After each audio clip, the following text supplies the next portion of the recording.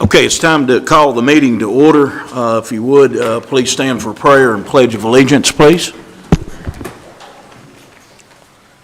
Let us pray. Dear gracious Heavenly Father, we thank for this day and all the many blessings, Lord. We thank you once again for giving us the opportunity to serve this community, Lord, and we pray we do everything in accordance to thy will. We pray for our country and the men and women that serve it, especially the ones on foreign soil, that they continue to, you continue to put thy hand around them, bring them back home safe and sound, to be thy will. We pray for the sick, especially the ones that we know, that you restore them back to their much wanted health, Lord, if it be thy will. We ask you to guide us to make all the decisions, all in accordance to thy will. Forgive us of our sins. In Christ's name we pray. Amen. All right, Ray, will you lead us in the Pledge of Allegiance, please?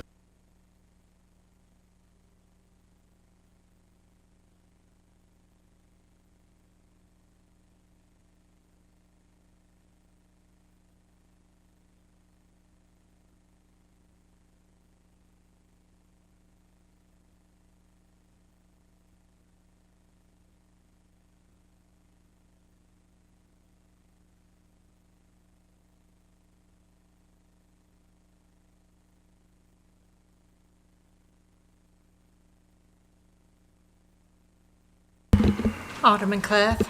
Present. Alderman Dale. Present. Vice Mayor Dotson. Present. Alderman Elder. Present. Alderman Langford. Alderman Linder. Present. All present except Alderman Langford. All present but Alderman Langford, but I think he will be here. He said he was just running a little bit late. So I want to welcome Mr. Bill Linder back to the board. He's already had one meeting, but welcome him back, and also welcome Mr. Alderman Bruce Elder to the Board of Aldermen. Glad to have him here. All right, everyone's had an opportunity to look at the minutes. Need a motion to approve the minutes of last month's meeting, please. Motion to approve. Motion made. Question, please. Correction, it was Mr. Robert McDaniel that had the complaint about the dogs not... Oh, it does say Not Robert McDonald. McDonald. Yeah, we will make the corrections. Okay, thank you. Yes, yes. We'll make the correction, okay. Second. Thank you. So there's a motion by Alderman Rex Dale, second by Alderman John Clough with those corrections. Any discussion? All for the motion, let it know by saying aye. Aye. All opposed, like sign. Motion passed.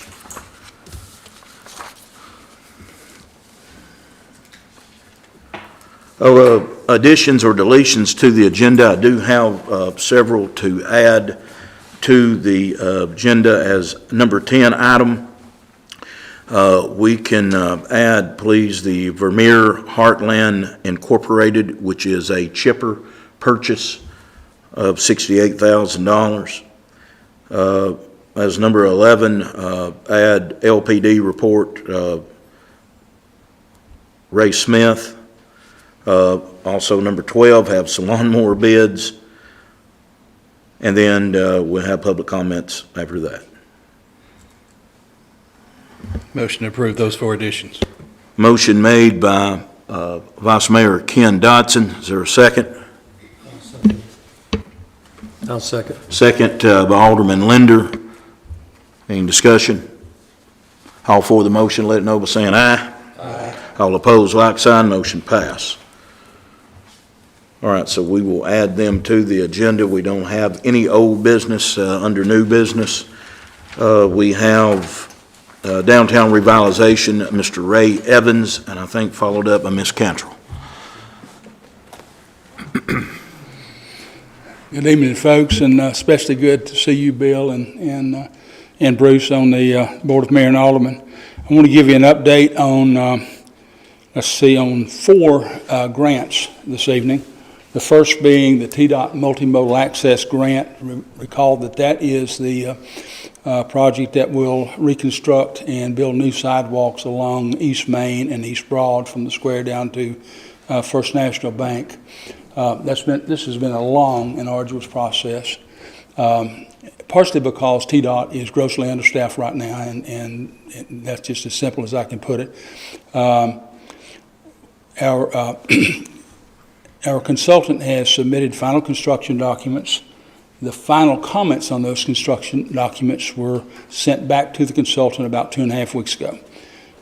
Those are relatively minor. We expect that the consultant can respond to those in the next 2 weeks and then resubmit them to TDOT. We're about to get into a not so favorable time to bid construction projects and construction projects. So I'm thinking that probably, even if we got approval of construction documents next month, I would still probably recommend that we wait until maybe mid-March to actually bid the projects. My experience is that if you'll bid a project in between TDOT bid lettings, you'll get much better bids than if you bid at the same time TDOT is bidding otherwise. Contractors that are not successful on a TDOT bid letting are hungry, and if you'll time it for a couple of weeks after a TDOT bid letting, usually you'll get better prices. So that's we'll see how that goes, but I expect to have. I hope to have TDOT approval of our construction documents and a notice to proceed to bidding sometime in the next 45 days. The next project is our TDOT Transportation Alternatives Program project, and that is to totally revamp and renovate the grounds of the courthouse lawn. First step in any TDOT project is what is called the NEPA process. It's the environmental process. We have gone through and have approval on 5 of the 6 items within that category. Our architectural historian has submitted an excellent report to TDOT on historical items around the courthouse square and the courthouse itself, which is one of the final requirement for the environmental phase. That has been submitted. We expect a pretty quick review by TDOT on that, and we expect that they will release our consultants to start design within the next 30 days. This report by this architectural historical consultant, same person did a report for us in 2019. This report is multiple times better than the report that they did previously. Exact same consultant, but this time we walked them around and we showed them things and we talked to them, spent 2 or 3 hours with them. As a result, the building that is the Bohannon building on the corner of the square where Keaton Place is now, this consultant believes that building is eligible for registration on the National Register of Historic Places.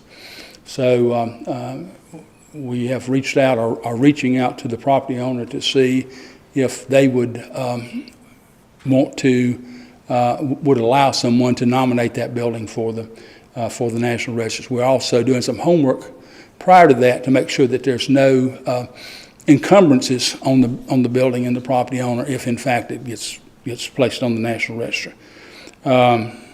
That's one of the courthouse is also eligible. We think that the Bishop Studio on East Main is also eligible for the National Register.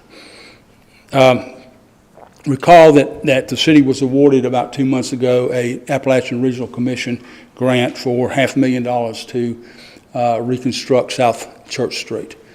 We are awaiting a contract from the state to proceed with our design elements of that project. The first thing that we will do in that process, once TDOT gives us, we have a contract and TDOT allows us to proceed, is to bring the consultant to town. We want to have a public meeting with all of the property owners and the tenants along South Church Street, as well as anyone else who would want to attend, to give input to us and to the consultant as to specifics of what that project should look like. So we'll my guess is that's going to be in November, most likely. Could be in October, but probably will be in November. So also recall that we awarded 3 facade improvement grants for $12,500 apiece earlier in the year. One to Bruce Hill and the Coopers for the storefront restoration of 103 East Court Square. If you all have seen that building, it just looks phenomenal. It amazes me that this community has a building that looks that fabulous. Then we also awarded a grant to Lauren Crowder for building on the corner of South Church and Cedar. He has done a phenomenal job in restoring that storefront, but not only that, in attracting a phenomenal business on the first floor and building 4 phenomenal Airbnbs on the second floor.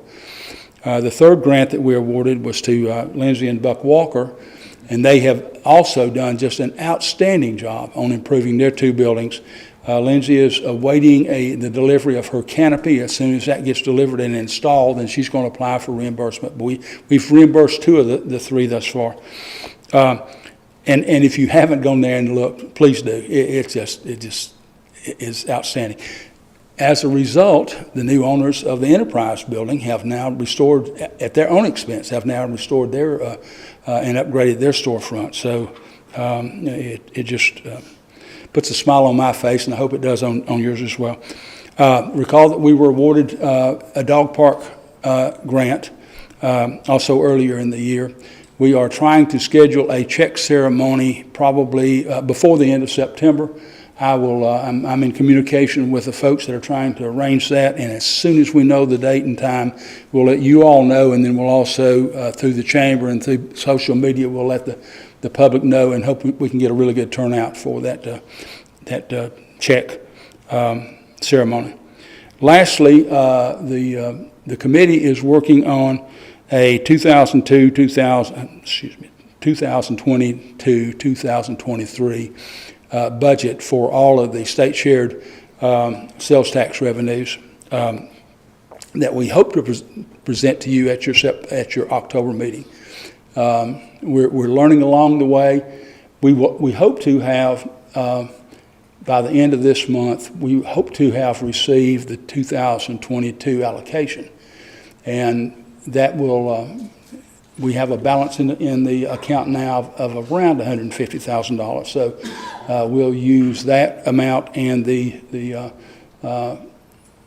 reimbursements that we get from the state at the end of September to establish the budget and move forward. But we hope to have that budget for you all to approve at your October meeting. Questions? Wow. Thank you.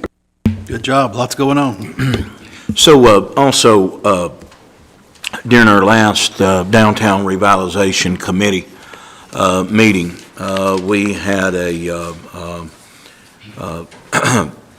I think in your packet you'll see that Mr. Evans' last day serving as chairman of the Downtown Revitalization Committee is October the 15th. So a couple of things that that came out of that DRC meeting is one, to approve Mr. Gene Gant to be chairman of the Downtown Revitalization Committee. Hello, David. So I would, as recommended by the Downtown Revitalization Committee, Mr. Gant's here. He said he'd take the same pay that Ray got, nothing.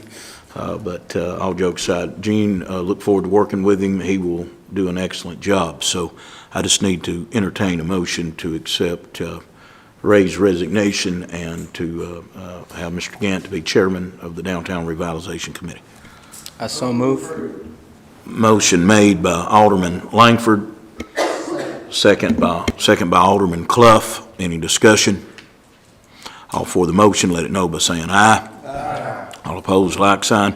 Second, the DRC wanted to enter into an agreement with Mr. Ray Evans to take, as a consultant, would take care of all of our TDOT, any engineering, any capital projects that would be going on downtown Livingston in the downtown area in exchange for $2,000 monthly.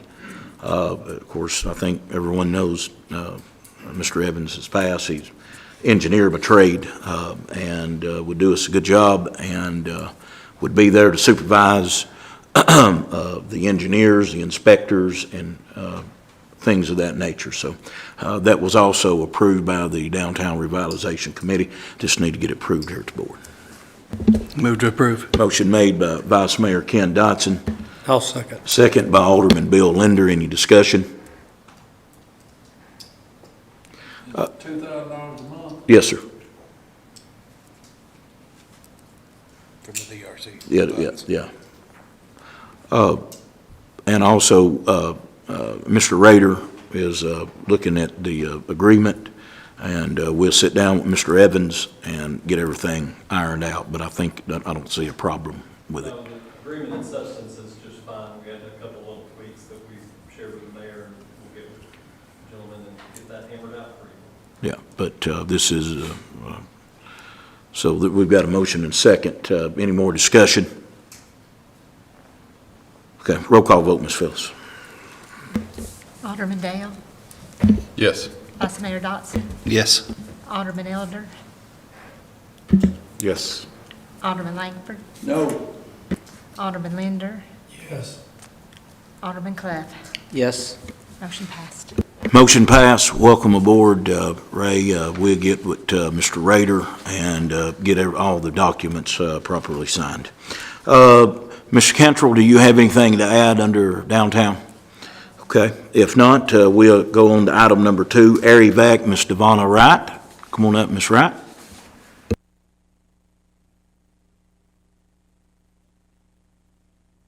Here we go. Lights on. Thank you for having me here. Before I get started as to why I'm here, I do want to say you all deserve a pat on the back. I want you all to know that Livingston is being noticed, not just here, but around. I travel a lot, so I know you're being looked at for your park, your revitalization of downtown, places to go eat and shop, so know that you're doing a good job. So I wanted to let you know that. I know y'all probably don't hear that enough, so.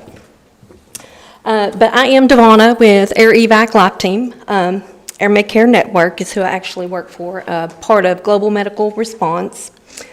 You probably know us locally here as either Air Evac operationally, Lifestar, or Life Force.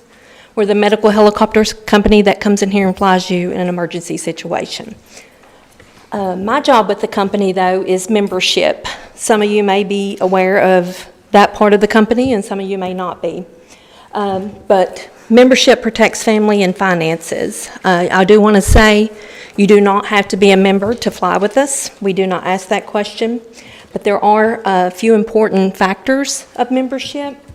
As I said, it does protect families and their finances by covering any out-of-pocket expense for co-insurance, co-pays, deductibles, or the possibility of a denied flight.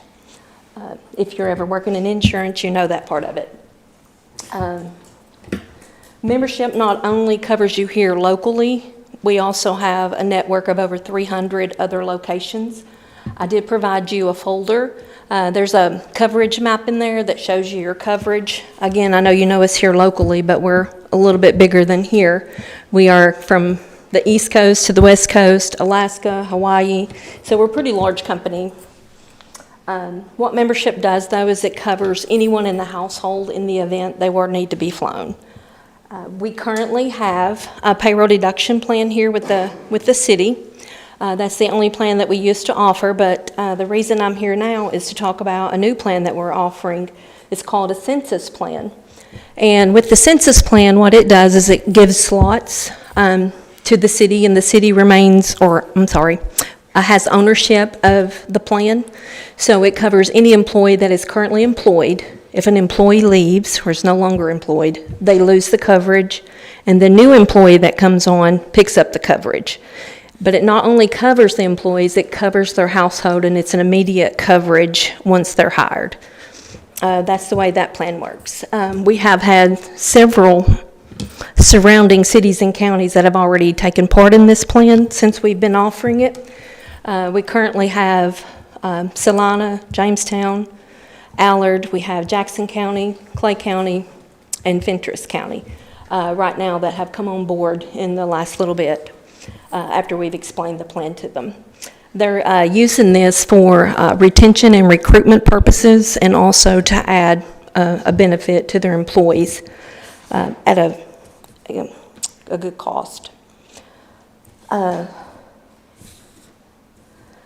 of the things that we do get asked on this plan is what if someone already has a membership? What that means is their personal membership would pause until they're no longer employed or retire. And then once at that point, their personal membership would pick back up. If you have children in college, they're still considered part of your household. It doesn't matter the relationship. There's no age limit. It doesn't matter if you have pre-existing health conditions. There's no qualifying health questions. It's just whomever lives at that household. It's very little time for HR and payroll. It's a one-time-a-year plan, covered for all employees. So it's really a cut-and-dry plan, something that a lot of businesses and governments are looking at, again, to strengthen their benefit plan and to get employees covered at a reasonable cost. And I know the number one question that I usually get from councils and executives and things like that is, what is the cost? We base that on the number of employees, and here for the city, it would be $65 per employee, again, which would cover their household. And my ask for you, I know you've already went through y'all's budget plans for this year, but something to consider on next year's budget is just kind of introducing it now so that you can be looking at that maybe and hopefully consider that for your employees and the city in the future. If anyone has any questions, I would love to answer those. Yes. Yeah, Ms. Wright, thank you first for being here and offering that. I thought the council needed to hear that when you came and met with me. So in other cities, though, are they picking up the first year and then the employee picks up the remainder, or is it a continued deal, or how exactly does that work? The city or the county or whichever is continuing you providing the benefit. Okay. So of course, we're not taking any action tonight, just No. something that I think that I thought you might want to be thinking about. And I've invited Ms. Wright back in, when did we say she was going to come back? In April, I think, or March or April? It was in May. May, got it. All right, that sounds about right. So just kind of be thinking if that's an incentive that we'd like to offer employees. Yes, sir. Is it just for employees only, or can board members participate? That's strictly up to you all. Yes. Curtis, I have a question. The current health insurance policy that the city has for its employees, does that cover air ambulance transport? Do you know? Of course, different health plans are different. So we have Blue Cross Blue Shield, we have Cigna, and we have United Healthcare, all through the state of Tennessee. So, thank God, I've never, What they have. yeah, I've never had to cash in on one, but I mean, perhaps if they've met their deductibles, I really don't know. But they will be here, September 29th. they will be here the end of this month, and I will get that question and report, get that answer and report back to you next month, okay? Sure will. Any other questions for Ms. Wright? I would just like to say that's a fantastic price for what you're getting, because if any of you have ever, we have patients transported by air all the time, and it's very expensive. Multiple tens of $1,000s from here to Nashville is very common. Thank you. Thank you, Ms. Wright.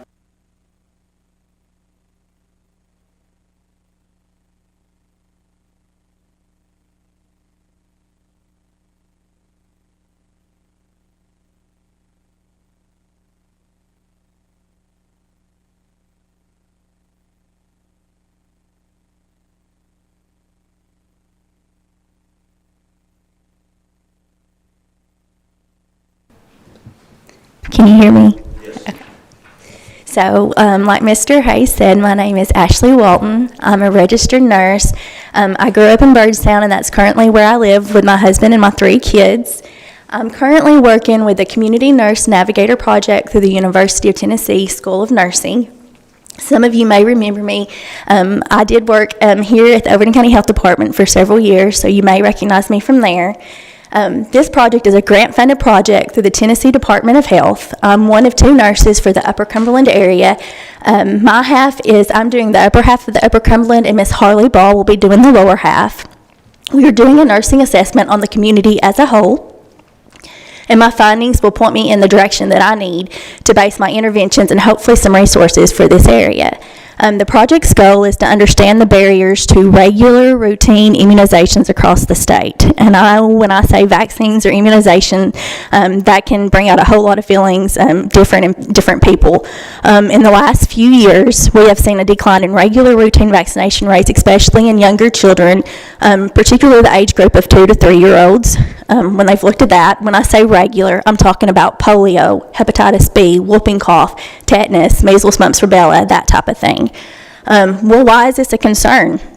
When immunization rates go down, the risk of a vaccine-preventable disease goes up. We want to figure out what the exact cause of the decrease is. In order to know this, we need feedback from citizens of the communities of the Upper Cumberland and also leaders of those communities. When I say barriers, I'm looking at anything that might prevent an individual from getting their vaccines. It could be anything from distrust, a lack of education, not wanting to take their child into a doctor's office and potentially exposing them to other illnesses. Is it a lack of transportation? Are parents worried about possible side effects? Or is it the thought process that my child won't get diseases like polio because they aren't really heard of anymore? You know, polio was one of those diseases back in the day that parents couldn't wait for a vaccine to come out for. And vaccination has worked so well that you really don't hear about it anymore. When you say polio, people think back to former President Franklin Delano Roosevelt. However, polio is still very much prevalent in countries such as Pakistan and Afghanistan, and with immigration and travel and now a decrease in herd immunity, this puts us at risk. In fact, on July 21st, there was a confirmed case of polio in Rockland, New York, in an unvaccinated young adult. This area has a higher than normal rate of individuals not being vaccinated for vaccine-preventable diseases. A few years ago, it was also one of those areas that had a measles outbreak of about 150 cases. I don't want our area to experience a vaccine-preventable disease outbreak in the upcoming years. That's the last thing the 2020s need, especially when it comes to diseases such as polio. So I'm meeting with individuals here in the Upper Cumberland and gathering needed data. I want to hear people's true thoughts and opinions, rather than that be for or against vaccination, and I will use that data to make a plan and hopefully get some interventions and resources in place to combat this growing problem. I would love to attend any events or meetings that you all might have coming up in the area to get the word out, or any festivals. I would love to hear anyone's comments or feedbacks, and for anyone willing to help me gather any data in this area would be great. I do have surveys. I'm also just gathering any direct quotations or just any input about vaccinations that you guys might offer. My goal is not to impede on anyone's beliefs, culture, or political stance. I want to leave the politics out of it, and I want people to be able to make their own informed, educated decisions on the medical evidence and research that's already out there. I want them to know what the possible consequences of not getting vaccinated are, and help find a solution to any barriers that make accessing any type of health care here in the Upper Cumberland harder besides vaccines. With vaccines aside, we have people missing other regular routine checkups as well. And when I say regular routine checkups, colonoscopies, mammograms, that type of stuff, these can be very much life-threatening as well. And if they're caught early, they're very much treatable. An example of this is my mother currently has stage 4 colon cancer. She didn't get her colonoscopy when she was supposed to. The regular screening with a colonoscopy is about the age of 45. She was 56 when she got hers, and she only went because her sister too was diagnosed with the same cancer. So in taking preventive measures, whether it be vaccination or getting our citizens to their regular checkups, that type of thing, we're preventing the disaster or the disease before it strikes. And I just want to thank you all for taking the time to have me here tonight. And as you can tell, I'm not really a public speaker. I'm a nurse, so I'm very nervous for being up here, but I do appreciate you all putting up with me, and I hope that you guys will look at me as a resource for this community as well. Ms. Walton, first, you did a good job. Thank you. Yeah, thank you for being here.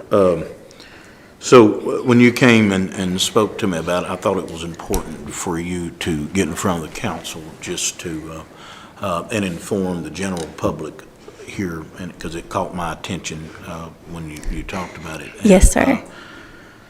Other than that, I know that Ms. Cantrell with the Chamber that has several meetings. I don't know if you've had an opportunity to meet with her. I have but I not know that yet. she meets with local businesses Okay. and folks like that. So I hope that we do have a festival coming up called Halloween. Okay. And again, you can get with Ms. Cantrell and possibly get a table and a booth Okay, yeah, there. definitely. We do have movie night in the park. Okay. Again, she can lead you in that direction as well. Awesome, that'd be great. But, so you did a good job, so Well, thank thank you you. for being here. Has anybody got any questions for Ms. Walton? I do. Are your data that you're gathering, is that something that you think area medical practices would be willing to like put in their waiting rooms for people to fill out? Have you done that before, and is that usually received well? Well, this is actually a brand new project. It just started in June, so we're kind of developing as it goes. So I kind of do want anybody's input. And some of the things that I found is that I'm kind of having a hard time getting in with some of the local doctors' offices because one of the barriers that I'm already finding is people have the opinion that parents are going to vaccinate or they're not. But I believe every parent and every child deserves to know, have the education put out there for them and not just assume that that's going to be the way that it is.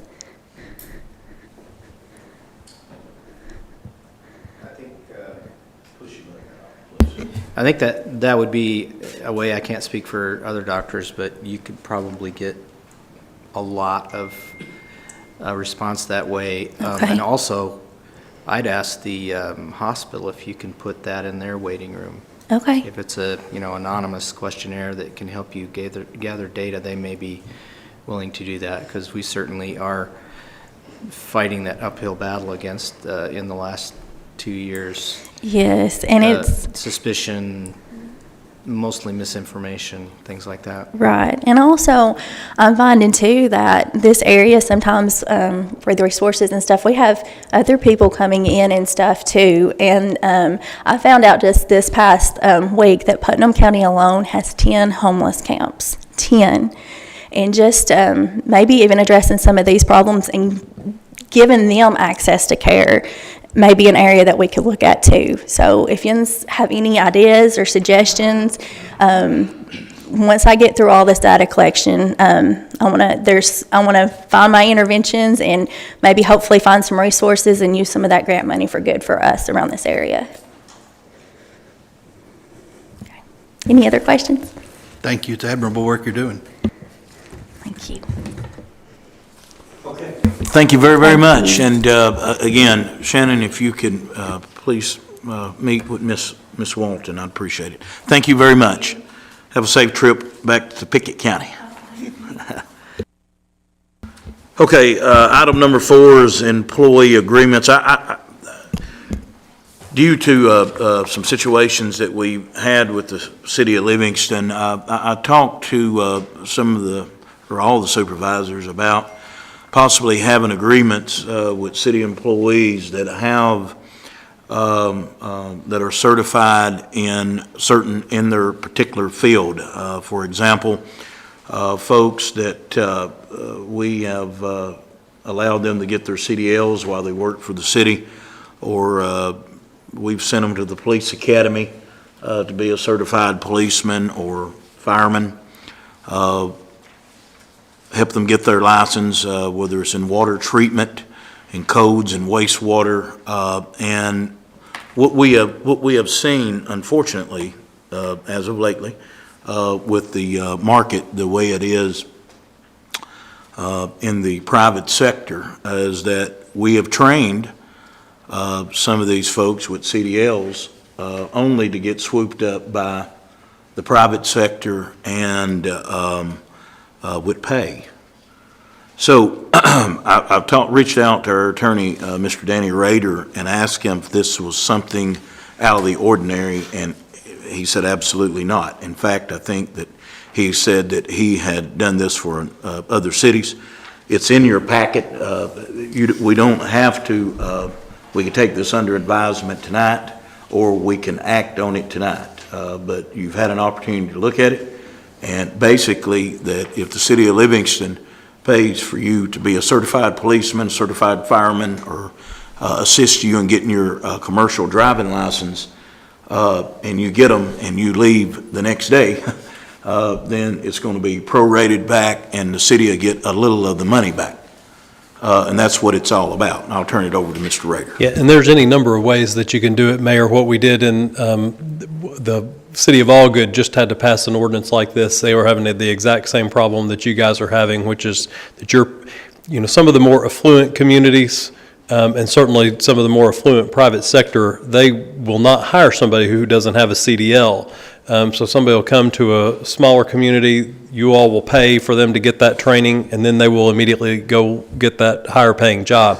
We've seen it a lot in other communities with the police department. I don't know, Chief Smith may be able to talk about that experience if you've had it here in Livingston, but it's exactly what the mayor's talking about. People are getting that training at your expense and then leaving and going to either a higher paid community or private sector. So what we did in Allgood was 24 months. It's prorated. If you work 6 months, then you only owe 75% of the total back. If you work 12 months, you only owe 50% back. We prorate it per full month that you work, and that's what we've written up for you here, is essentially exactly what we did in Allgood. But you can do it any way you want to. You can do it over a shorter or longer period of time. You can do forgiveness if certain things happen. It's just kind of up to you from a policy perspective as to how you want to do it, and we're glad to help you any way that we can.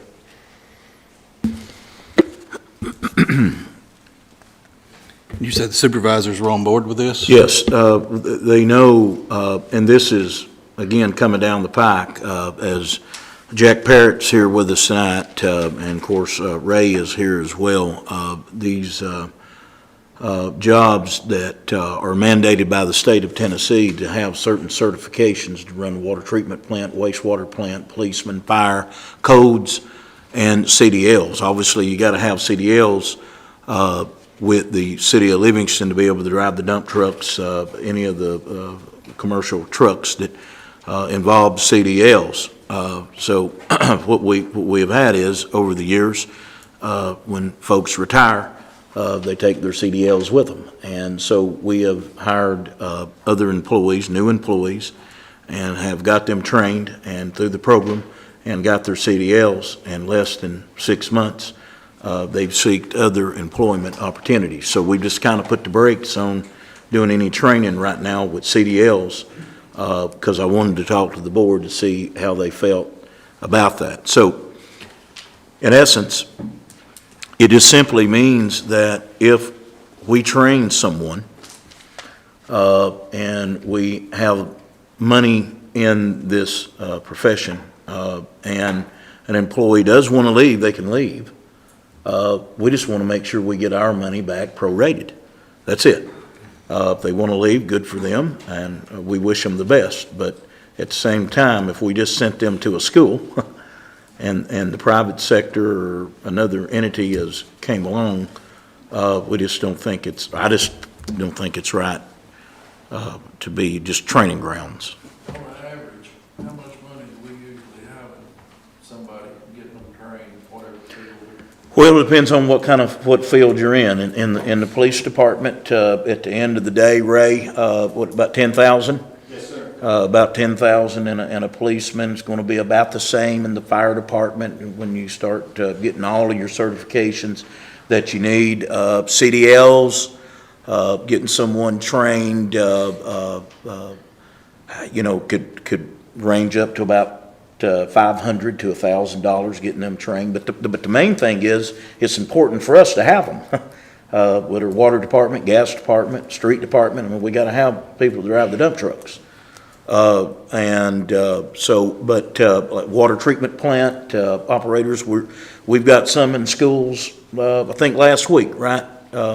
And I know that Danny's got some in schools and sessions as well, trying to get these folks certified that is mandated by the state of Tennessee.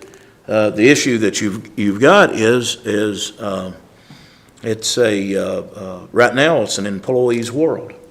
For instance, folks can kind of name their cost. If you know, right now I've got one certified wastewater plant operator, that's Mr. Langford. And if Danny ever wanted to step out, then, right now, I don't know what we'd do. Thank God we've talked, and he's not leaving me anytime soon, but at one time, we had 5 certified water treatment plant operators down at the water treatment plant. Now we have 3.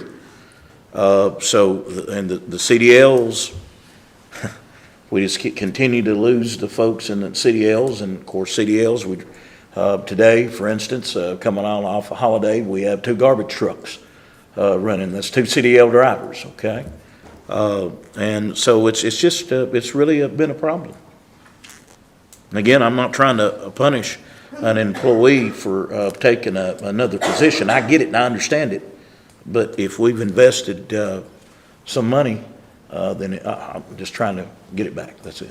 Because we're going to turn around and train someone else. And they're asked to sign the agreement on the front end, so they know that they're making that commitment, and if they choose not to do that, they don't have to. They don't have to go through the training. It's not like you're ambushing them after the fact of that. Right. So this would only be for the folks that are starting training from this point going forward. If someone just graduated 6 months ago, they're not bound by this. Yeah.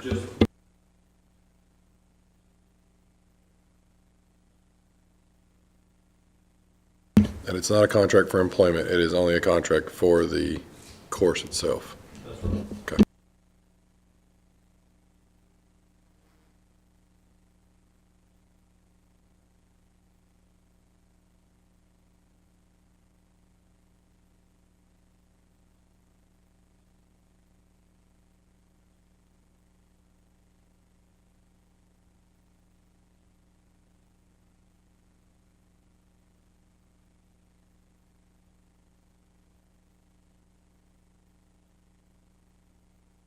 It's really just to make somebody think twice about going through a training. They know it's going to cost you money, and then turning around and taking another job. And if they know it on the front end, they've signed on the front end, they know they bear that cost. And again, the city's not going to go after somebody and try to take their house or do something to them, but you might put it with a collection agency or something if you had to, if somebody just refused to pay you back.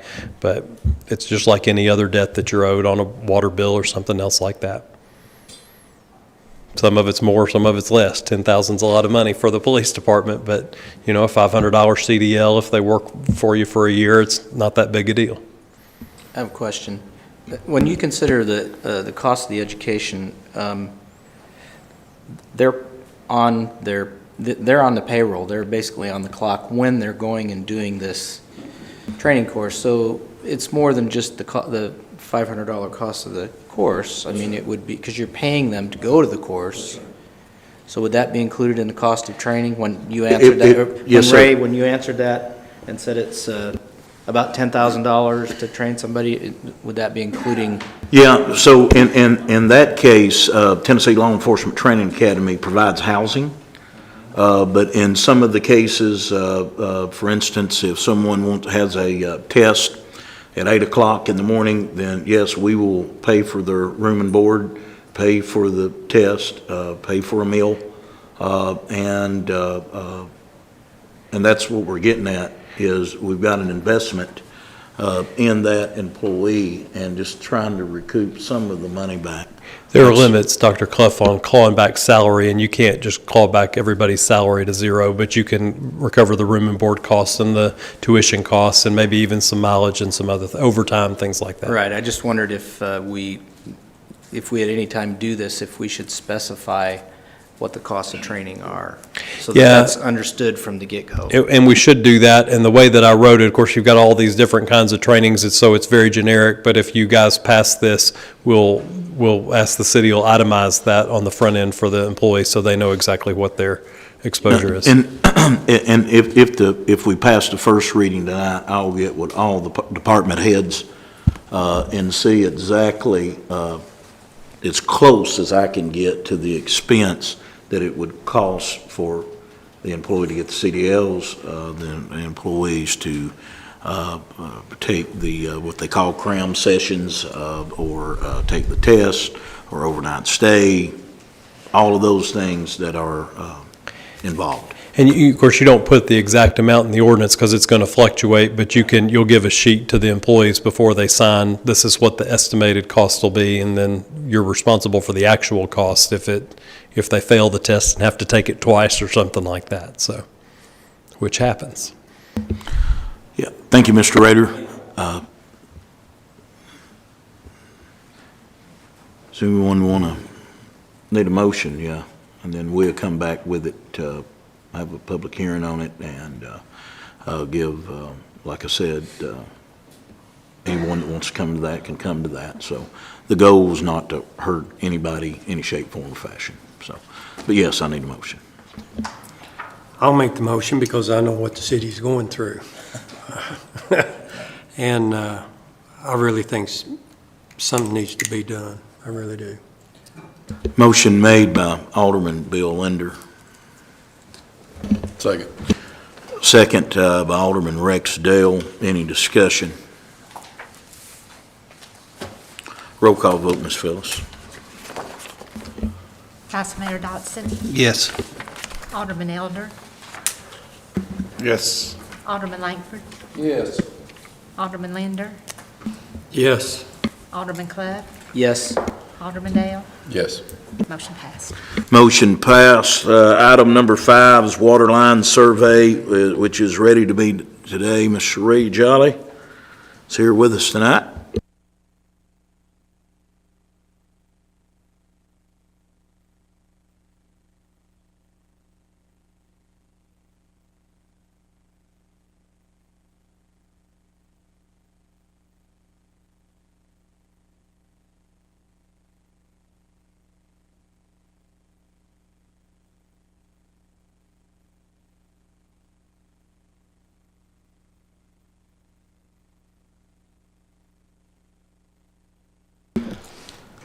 Well, the EPA is wanting all the water utilities to survey the customers and see what kind of service lines they have in their house or their business. They want to know if it's lead or galvanized metal or plastic. So we really hope all our customers will fill out the survey, and we've made it super simple. You just get on our website, which is cityoflivingston.net, and there's a picture of a playground at Central Park, and right under it in blue writing it says, click here to take our water questionnaire. So if you remember, we had a gentleman here from TDEC, I guess 6 months ago. Of course, Jack Parrott's here with us tonight over the water treatment plant. And these are just simple questions, and the way we're trying to attack this is first by website, and you can see, was this building constructed before 1988? And you'll answer that. What is the service line construction? But there's just simple questions, won't take but just a minute. Anyone that does not have access to the internet can come into City Hall. We will have these ready and available for anyone to come in. 5 minutes, right, Sherry? 3 minutes, maybe. Certainly will take you longer to drive from your residence to get here to do this, but I think it's, what's the time frame, Jack? Do you remember? So we've got about 5,000 water customers. So it's going to, we hope we get a major response from this. You'll hear me talking about it the next couple of months about this survey. And if this, if your home or your business was constructed before 1988, and you click yes or no, one of them. If you click that it was constructed after 1988, then you're done. You don't even have to answer anything else. Okay. So, yeah, so if it's constructed, did you say before or after, Sherry? After yeah. 1988, then it's a one-question survey.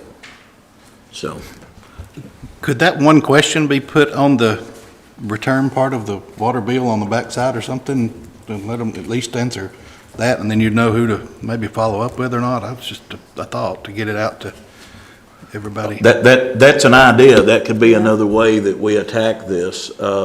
If we get in the fourth quarter and no one is responding, then I've talked to the police department, and we'll be going door to door, trying to get these surveyed. And this is a requirement from Tennessee Department of Environmental Conservation, AKA also Environmental Protection Agency, EPA. So that's where we are, and that's how serious they are about getting this done.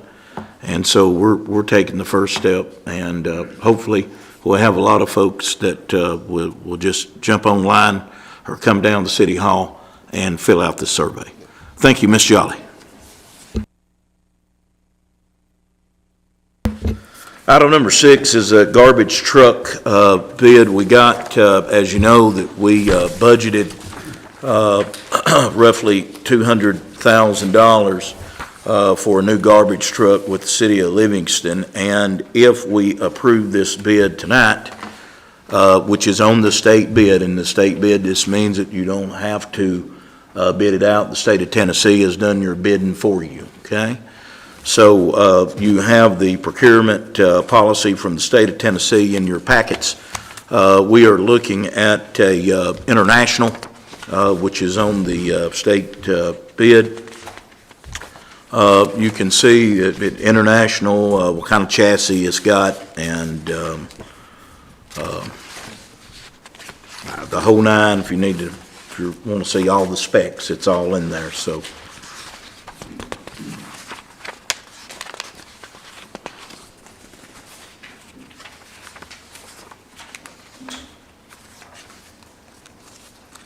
State bid is actually at $210,000. So if you recall, we're not going to get this. If we approve it tonight, you're not going to get the truck for 12 months, 10 months at the earliest, which will put us in the next fiscal year. So if you remember, we talked about perhaps having a little extra money for the SROs coming out of that. So that's pretty safe in doing that. So, but we're in the need of a garbage truck. Did you say it was 210? Yeah. Because the price on here's got 203. Oh, did I? I might have missed. It's got a net sales price 203, Where's that at? 467. Page 10. Okay. Yeah, 203, sorry. Actually, I usually rough it up to 204, but it's $203,467.96. Is this a recommendation from the mayor and the city that we do this? Because I don't know crap about a dump truck. Well, this is a garbage truck. Right. And yes, this is a recommendation from me and the supervisor of the street department, yes. Is this a 2024? It is. Okay, we'll get that in 12 months? Okay. So, Motion to approve? motion made by Vice Mayor Ken Dotson to approve this state bid on the garbage truck. Is there a second? Second. Second by Alderman Bill Linder. Any discussion? Roll call vote, Ms. Phyllis. Alderman Elder, Yes. Alderman Langford, Yes. Alderman Linder, Yes. Alderman Clough, Yes. Alderman Dale, Yes. Vice Mayor Dotson. Yes. Motion passed. Motion passed. We'll put the order in. Item number 7, appoint Bruce Elder to the Planning Commission to replace John Clough, as recommended by John Clough. I so move. Second. There's a motion by John Clough, second by Vice Mayor Dotson. Any discussion? Maybe. All for the motion, let it know by saying aye. Aye. All opposed, like sign. Motion passed. Congratulations, Mr. Elder. We'll make sure that Mr. Tommy Lee gives you the proper training that that you need to have in the planning commission. Dr. Clough, thank you for serving on the Planning Commission. I appreciate it. Also, item number 8 is Christmas decor. We have took a look at our Christmas ornaments that we have on the poles on main streets up and down, and they have just deteriorated. I mean, we just can't hardly use them anymore. And to upgrade here, I had Miss Jennifer Officer to take a look at replacing these, and you can see it came up with a price of $96,0190. Now, I'll be getting some more quotes as close as we can, but it's hard to imagine that we're in September and we're talking about Christmas, but if we need to get those ordered if that's what the council wants to do. Motion to approve up to 10,000. Motion by Vice Mayor Ken Dotson. Is there a second? Second. Second by Alderman Clough. Any discussion? Just a quick question. Did we buy ornaments last year? Was that for the big trees in the courthouse, right? We bought some ornaments to go around the square, so I can't remember exactly what it is, but yes, we did. Yeah, and I think the new tree on the courthouse That's right. ground was in last year's as well. While we're on this, the lights around all the buildings on the square, is that us? Is that downtown revitalization, or who? Notice there's several of those out, and Christmas will be upon us. So. Yeah, Christian actually takes care of that. The last time I think we done anything to them, made sure they was all working, was probably LA Prom, so it's probably time to go up there. And there may be a breaker shot, but I'll make a note of that. All right, we got a motion and a second. Any more discussion about Christmas decor? Okay. All in favor of the motion, let it know by saying aye. Aye. All opposed, like sign. Motion passed. Item number 9 is hire a city attorney. So we turned this over to our city attorney to put out the specs and he did, and we got one applicant that was interested in being city attorney, Mr. Andre Greppin. Andre has done work with the city of Livingston before. He is out of the office of Moore, Rader, Fitzgerald, Fitzpatrick, and York. Did I get it? All right. So, and again, it was advertised. Danny Rader can tell you more, but this is the only applicant that we have and that would like to have the job. And like I said, he's done a good job. I recommend Mr. Greppin. So, as you all recall, at the August, well, those of you who were here, at the August meeting, you all voted to advertise this, and we did. We sent it to MTAS. They posted it on their website, as well as their Facebook, Twitter, and LinkedIn pages. In addition, we sent it to the Tennessee Municipal Attorneys Association, which is the association that all of the municipal attorneys in the state are part of, and they sent a blast email to all of the municipal lawyers. Unfortunately, as August was drawing near, we found that there really hadn't been any applicants. I know that Mayor Hayes did reach out to one local lawyer who is certainly extremely qualified, who declined to apply. Of course, Overton County is part of the 13th Judicial District and the 7 counties in the area, and we're a small community as far as lawyers go, and we all practice in all of these counties. So I suspect every lawyer in the area knew that your former city attorney, John Meadows, had been elected judge in White County, because we're all going to practice in front of now Judge Meadows. And so that's been known for several months, and it's my understanding you all haven't had a lot of other interest. I am not disinterested, because I am very proud to have Andre Greppin as my law partner. He's a very good lawyer. He's done a very good job with us. He graduated from the University of Alabama, is extremely smart, and has worked on some of your cases and done a really, really good job. He is the city attorney for the city of Carthage. He also does a lot of work for the city of Cookeville, the city of Allgood. Our other law partner, Randy York, who's the former district attorney for this district, was just appointed as the city attorney for Crossville. And so if you do select Mr. Greppin, you get the benefit of our entire firm and all of those lawyers, should there ever be a situation in Livingston that requires any additional assistance, and certainly we all work as backups for each other.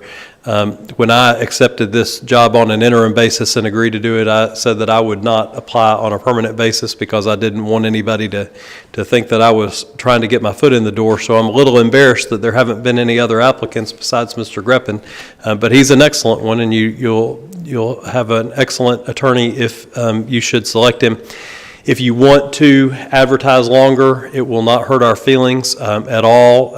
You did advertise basically for the month of August through the 1st of September, and you're welcome to do that longer. And of course, I'm glad to continue to assist you on an interim basis if you want to do that. There's no pressure from us to select anybody tonight, but Mr. Greppin will do an excellent job for you, and I can certainly vouch for that. Thank you, Mr. Rader. And Mr. Rader has done us a top-notch job in the short time that he has been here. But we did advertise it, and I don't want to be redundant in what Danny said, but everybody's had the opportunity to. Everybody knew that John was leaving. That's not really been a secret. So, go ahead. So this would be at an hourly rate, Danny? That's right. Okay.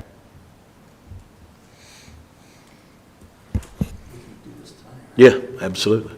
I move we hire Mr. Greppin. Second. Motion made by Alderman Clough to hire Mr. Andre Greppin, second by Vice Mayor Dodson. Any discussion? Roll call vote, Ms. Phyllis. Alderman Langford. Yes. Alderman Linder. Yes. Alderman Clough. Yes. Alderman Dale. Yes. Vice Mayor Dotson. Yes. Alderman Elder. Yes, go Vols.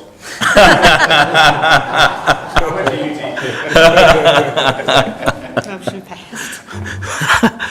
That's his first meeting, too. It's going to get crazy anyway. The motion passed. Congratulations, Mr. Greppin. We look forward to working with you.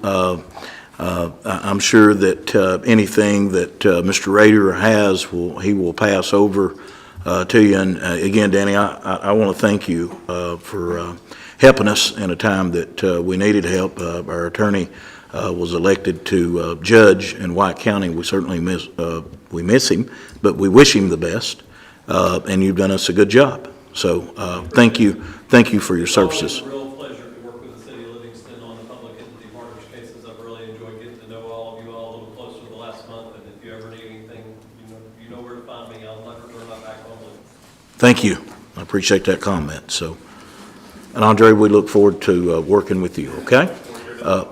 Yeah, and normally, I think Mr. Rader has probably told you this, we normally meet on the first Monday of every month, but given the fact that it was a holiday, then it fell on a Tuesday. So, okay. Thank you. All right, item number 10 is,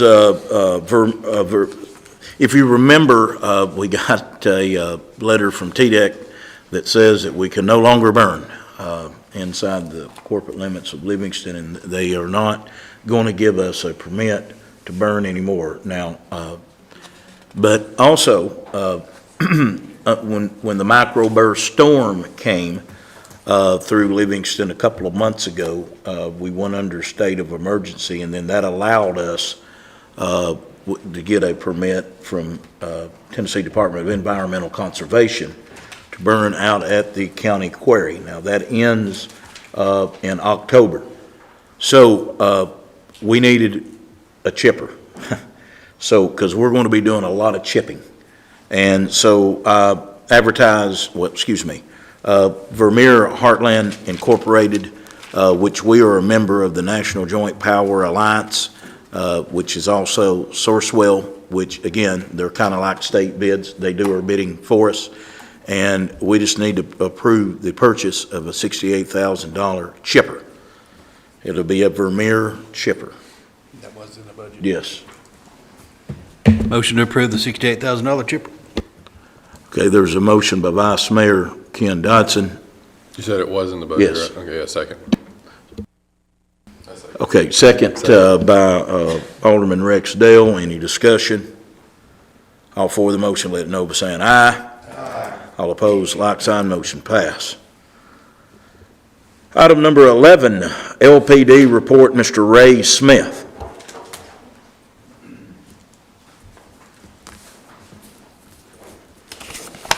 Good evening, Board, Mayor. To kind of give you an update on everything that's been happening at the police department, keep everybody apprised what's been going on.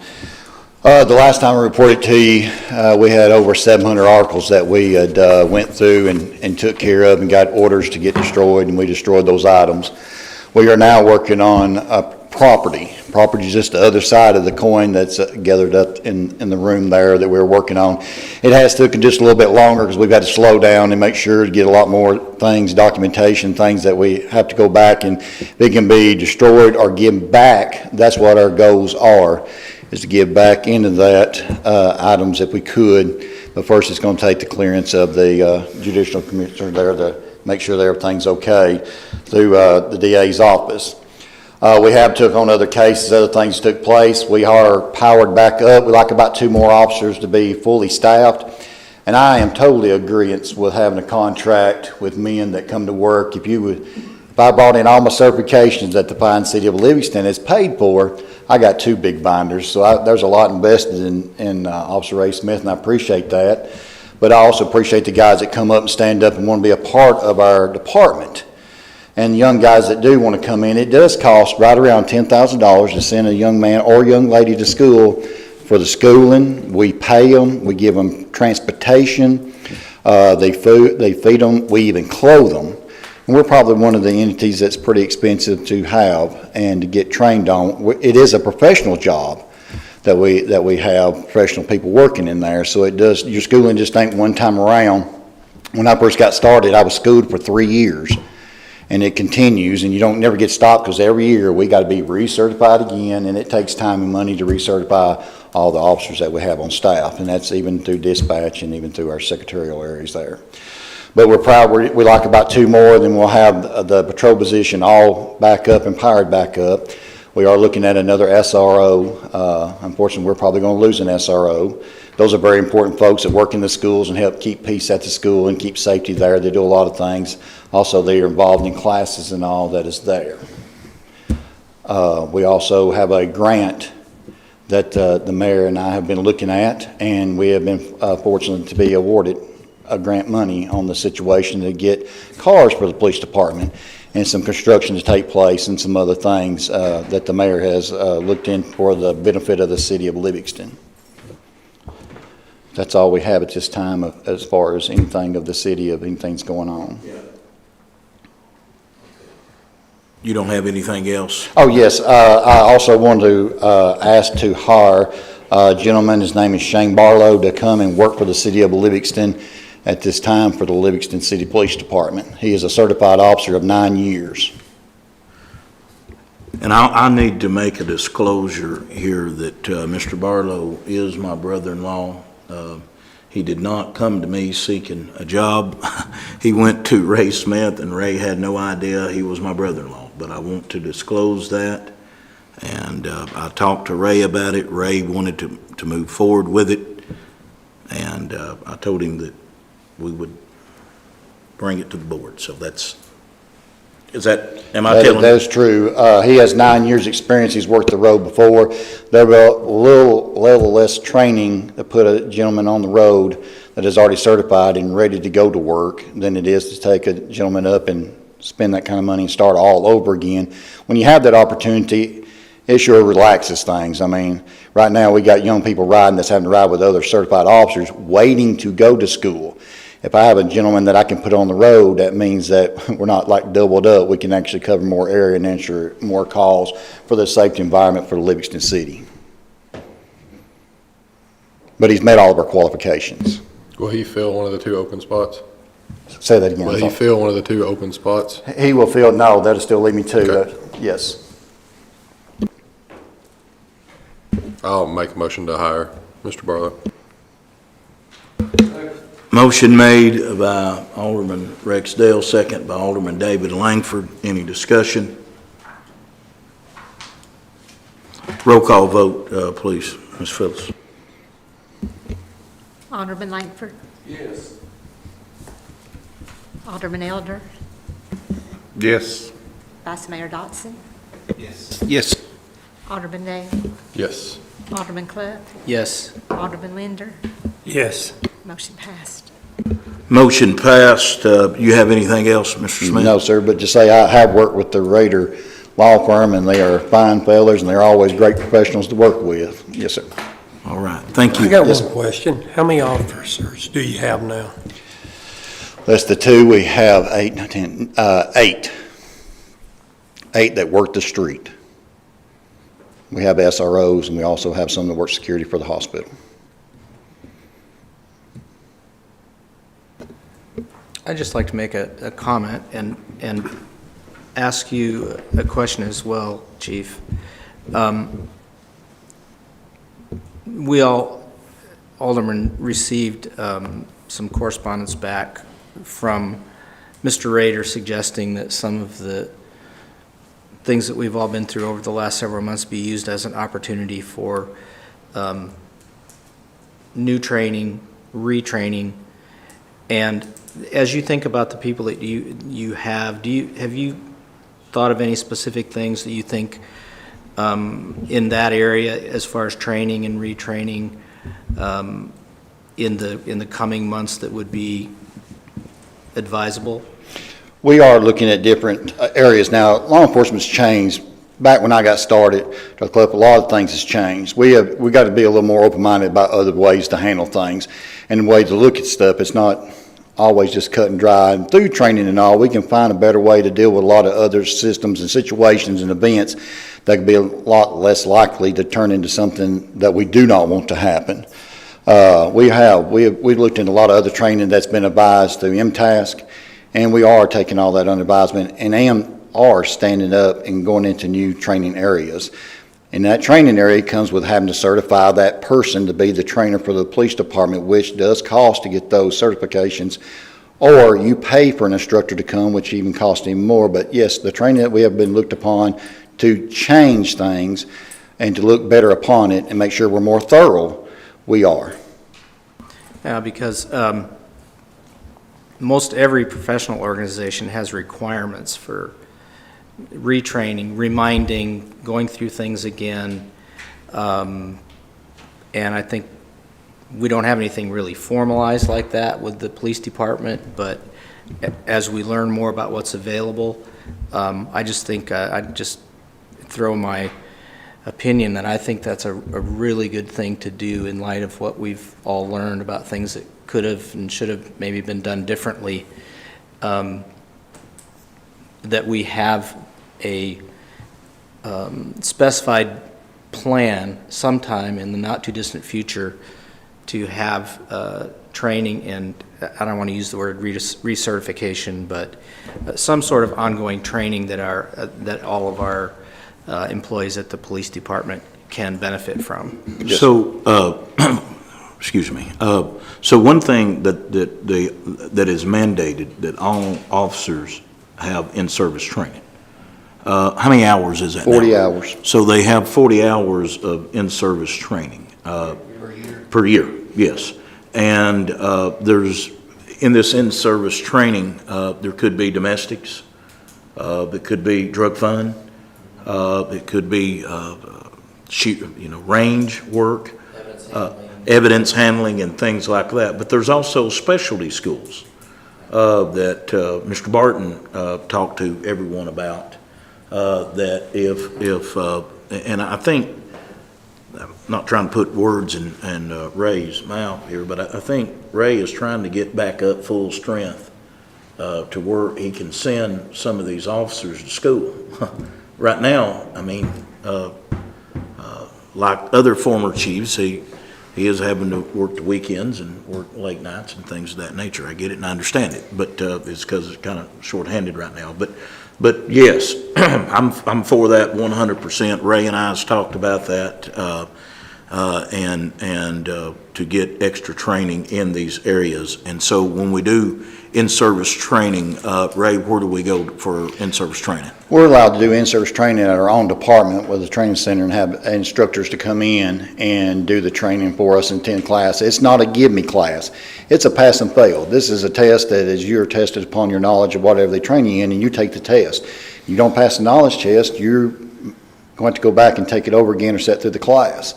Used to, it was a give me. A lot of things were give me classes. They're not that way anymore, Dr. Cluff. They're not. You really have to pass, because the liability is passed behind that person of anything that goes on. And any training that comes up short, we're liable for it.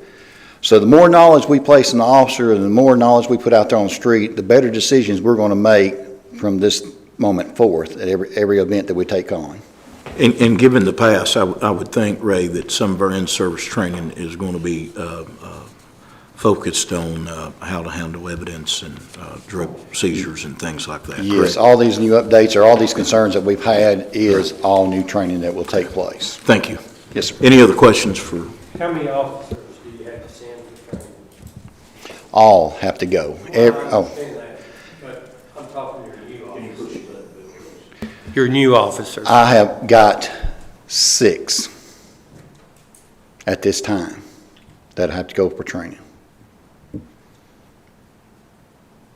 And if we can't fill the other positions with trained officers or certified officers, that'll be that plus.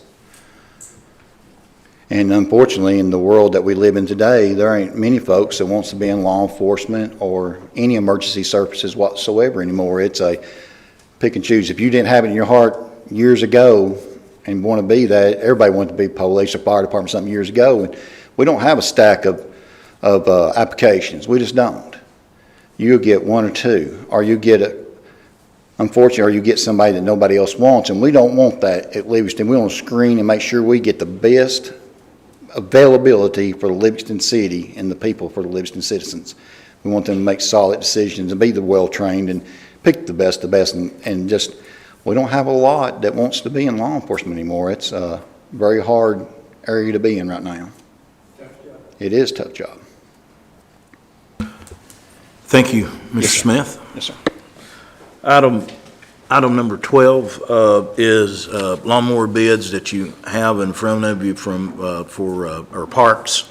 My recommendation is to take the full mower service at $11,796.75. That is a little bit higher than Tri-Green by almost $97, but this is a local business, and Is that a price tag?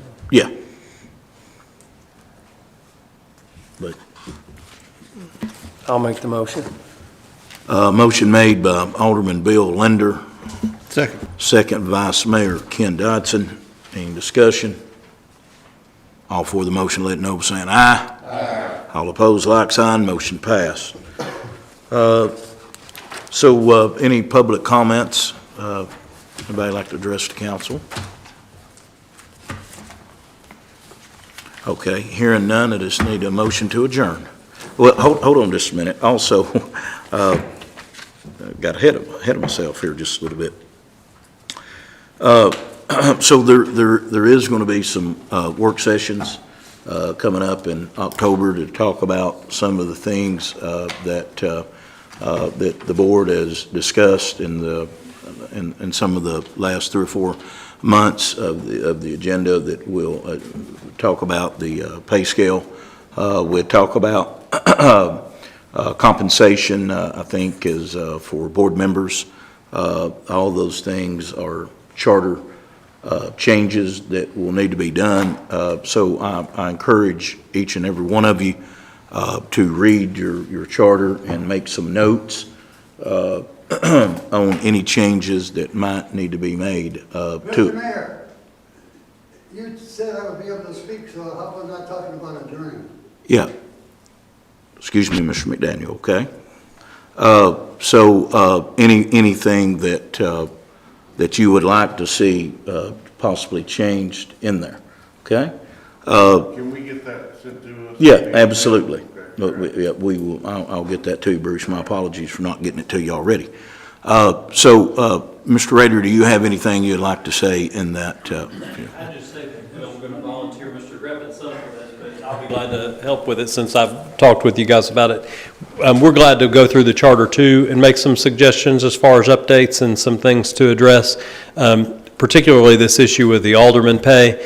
As we've looked at, the charter has a provision that says no alderman pay. It turns out that back in 2005, I think it was, the prior mayor and the prior council had passed an ordinance to pay the aldermen a small sum for their service. It's a thankless job, as I'm sure you all have figured out, but to pay a small sum. And that ordinance cannot override the charter.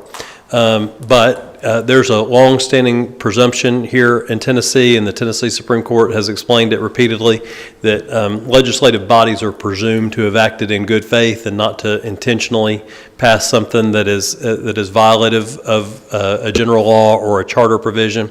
And so that's obviously what we believe has happened here, and you all certainly had nothing to do with passing that provision.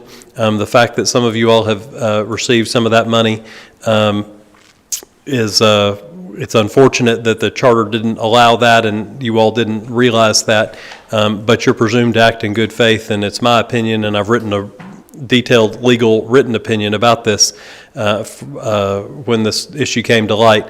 You all would not be obligated to repay that money that you've received because you did act in good faith, and it was a prior council, prior mayor that passed that ordinance. So I would just comment on that. But other than that, as far as making some updates to the charter, you've got a good charter as far as your form of government, but there are some things that you can bring up to date, and that would be one of them. I think this is, your charter says no alderman compensation. I think it's the only community that I know of that doesn't at least have some appreciative compensation for the alderman. I don't think that any amount of money is enough for the burden that you all carry, but you all certainly deserve something. And I think every other community that I've worked with or seen their charters had some provision where the aldermen were compensated at least some amount of money for their time and trouble.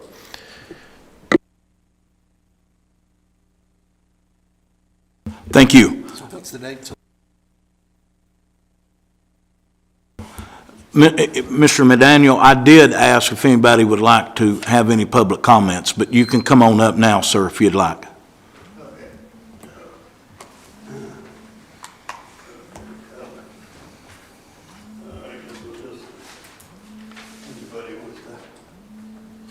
This is what we're.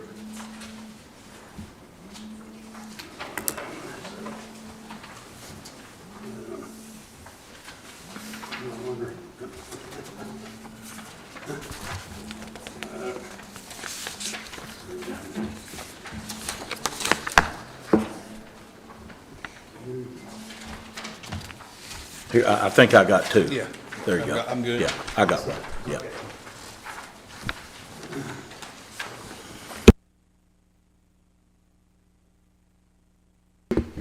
We're on the air. Okay, good evening, gentlemen. I want to start off where I left off at the August 1st meeting concerning interim Livingston Police Department Chief Ray Smith's animal cruelty and lack of rabies vaccinations and tags for 2 dogs. We had the mayor reading something that I could not hear, which turned out to be a letter resulting from a staged, last-minute propaganda operation conducted by the sheriff at Ray Smith's invitation at his residence regarding the chocolate Labrador, with no mention of the boxer that was rumored to have been put down to negate the need for another vet fee. The only reason Ray Smith took the dog for a rabies vaccination on a dog's first birthday, even though the rabies vaccinations are required at 3 months of age, was because he was facing multiple criminal misdemeanors for animal cruelty and lack of rabies vax. As Paul Harvey used to say, and now for the rest of the story. On July 13th, 2022, I was personally talking to the sheriff at his office about Ray Smith's cruelty to animals and wanted him to check it out, but he refused. So I went back to the mayor, which resulted in the boxer also being removed from the pen at the vacant lot. No one lives there. After I spoke at the August 1st council meeting, Ray Smith was next with evidence room inventory update. Upon finishing that, he was asked to speak to the dog issue. And I must compliment him on that presentation while never denying any violations of Tennessee animal protection laws or rabies vaccination laws. What we have here in the LPD interim police chief Ray Smith knowingly violating Tennessee animal protection laws and rabies vaccination laws, with Mayor Hayes and Sheriff Garrett doing everything they can to protect Ray Smith while ignoring the laws and their duties. I think it can be reliably said that the three of them, Ray Smith, Mayor Hayes, and Sheriff Garrett, are partners in crime, violating their oaths of office, with Mayor Hayes rightly being on a billboard as the third to go. And I don't have any more to say about this. You people let it go by and didn't do nothing, and that's the way it is. Thank you. Thank you for coming in, Mr. McDaniel. Does anyone else want to address the board? If not, we will entertain a motion to adjourn. So moved. Motion made by Vice Mayor Ken Dotzer, second by Alderman Bill Linder. Any discussion? All for the motion, let it know by saying aye. Aye. All opposed, like sign. We're adjourned.